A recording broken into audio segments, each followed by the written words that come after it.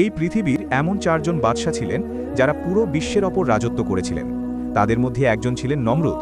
সে ছিল প্রথম মানুষ যে তার মাথায় মুকুট করেছিল, যাতে মানুষ তাকে চিনতে পারে। অহংকারের বশবর্তী হয়ে সে নিজেকে খোদা দাবি করেছিল।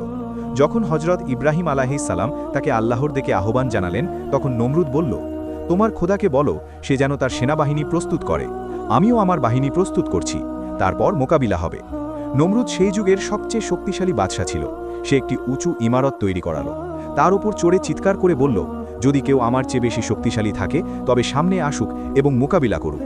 কিন্তু আল্লাহ তাআলা তার কুদরত দেখানোর জন্য সবচেয়ে ক্ষুদ্র জীব মশাকে ময়দানে নামালেন। সেই মশা যাদের না তরবারি দরকার ছিল, না কোনো সেনাবাহিনী, শুধু আল্লাহর হুকুমের প্রয়োজন ছিল।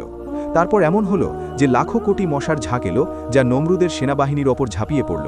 নমরুদ এই দৃশ্য দেখতেই থেকে গেল, এবং তারপর একটি মশা নমরুদের নাকের ভেতর দিয়ে তার মস্তিষ্কে পৌঁছে গেল।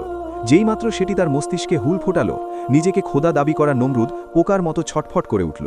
সে তার লোকদের বলতে লাগল, হে লোকসকল, আমার মাথায় জুতো মারো। একমাত্র এতেই সে কিছুটা আরাম পেত। তাই লোকেরা তার মাথায় জুতো মারতে থাকল, যতক্ষণ না তার মগজ বা ঘিলু বেরিয়ে এলো।